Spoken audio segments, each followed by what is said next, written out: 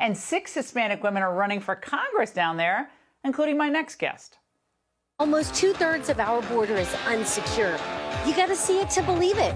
I'm Monica de la Cruz. Socialists are ruining our border security, our values, and our economy. You won't recognize America when they're done.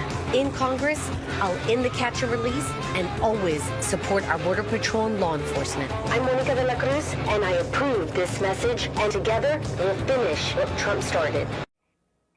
Texas congressional candidate Monica de la Cruz joins me now. Monica, that's a pretty cool ad. But I thought immigration enforcement, we heard, was going to drive Hispanics out of the Republican Party. That's what the GOP establishment said for so many years. Look, Hispanic values align with the Republican Party. They're about faith, they're about family, and they're about freedom.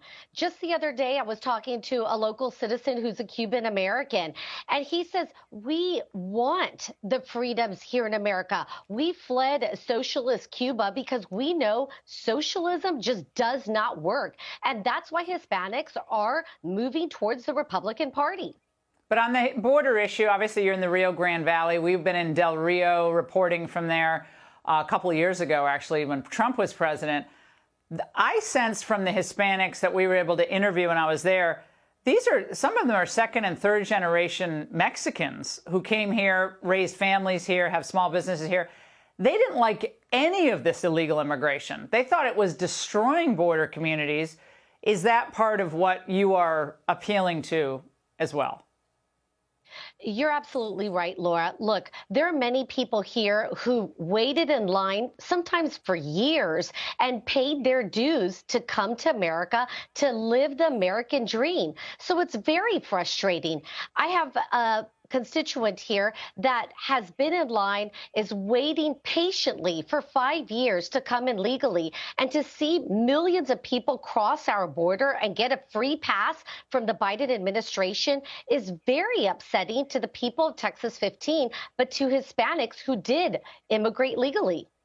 And what do you say to Hispanics who had small businesses that were shut down during COVID? Oftentimes indiscriminately so, for very little payback with health benefit, as we're seeing now. They lost everything, even with the federal government help that came. You're absolutely right. Look, COVID affected all of our small businesses, and we saw them closing, not only because of COVID, but a labor shortage. So can you imagine, small businesses already have a labor shortage, but yet you have millions of illegals that are coming through Texas 15, just walking through, getting government aid.